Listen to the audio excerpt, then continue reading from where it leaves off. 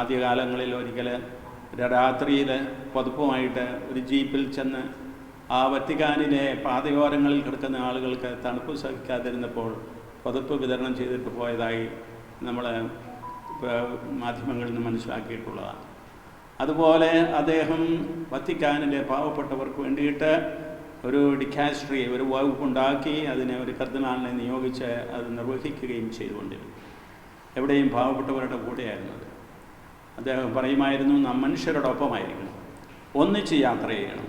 നാം ഒരിക്കലും മേളിലിരുന്നുകൊണ്ട് മറ്റുള്ളവരെ അനുയായികളായിട്ട് കരുതേണ്ടവരല്ല.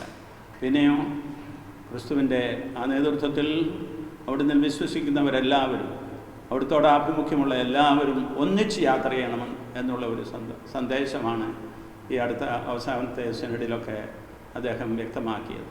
ഒന്നിച്ച് യാത്ര ചെയ്യുമ്പോൾ നാം എല്ലാവരും ഒന്നിച്ച് ചിന്തിക്കും, ഒന്നിച്ച് സംസാരിക്കും, ഒന്നിച്ച് പ്രവർത്തിക്കും. ആരും ആരുടെയും മേലല്ല, എല്ലാവരും സമന്മാരായ ശുശ്രൂഷകരാണ്. നമ്മുടെ കാര്യസംസാരങ്ങളിൽ പ്രത്യേക വരങ്ങളിൽ വ്യത്യാസമുണ്ടാകും, നമ്മുടെ അധികാര ശുശ്രൂഷകളിൽ വ്യത്യാസമുണ്ടാകും. പക്ഷേ എല്ലാ അധികാരങ്ങളും ശുശ്രൂഷയ്ക്കുള്ളതാണെന്നുള്ള ആ വലിയ സത്യം, ക്രിസ്തീയ സത്യം അദ്ദേഹം സ്വന്തം ജീവിതത്തിൽ പ്രാവർത്തികമാക്കിക്കൊണ്ടുപോയി എന്ന് നമുക്കറിയാം. അപ്പോൾ ഇതെല്ലാമാണ് പാപ്പായെക്കുറിച്ചുള്ള എൻ്റെ പ്രഥമ ചിന്തകളെന്ന് ഞാൻ പറയുകയാണ്. തീർച്ചയായിട്ടും ഒരു പാപ്പ മാറിയാൽ മറ്റൊരു പാപ്പ വരും. പക്ഷേ ഈ പാപ്പായിൽ നിന്ന് കിട്ടിയ തനതായ സംഭാവനകൾ നമ്മൾ ക്രൈസ്തവരെ ചിന്തിപ്പിക്കുകയാണ് ആഴത്തിൽ. അതിലുപരിയായിട്ട് എല്ലാ മനുഷ്യരെയും ചിന്തിക്കുകയാണ്. രാഷ്ട്ര നേതാക്കന്മാരെ പോലും ചിന്തിപ്പിക്കുന്നുണ്ട്. അദ്ദേഹത്തിന് ഭാരതത്തിൽ വരണമെന്ന് വലിയൊരു ആഗ്രഹമുണ്ടായിരുന്നു.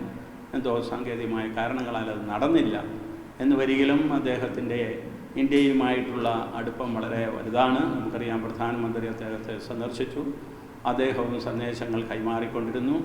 അവിടെ എല്ലാം നമുക്ക് എല്ലാ രാജ്യങ്ങളോടുമുള്ള അദ്ദേഹത്തിൻ്റെ സമഭാവനയോടുകൂടിയുള്ള ദർശനം കാണാൻ കഴിയുന്നതാണ്.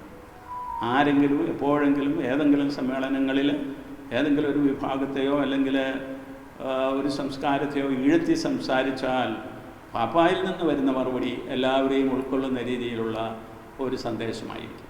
അപ്രകാരം പാപ്പ ലോക ഹൃദയത്തെ ആകർഷിച്ചു എന്ന് നമുക്കറിയാം.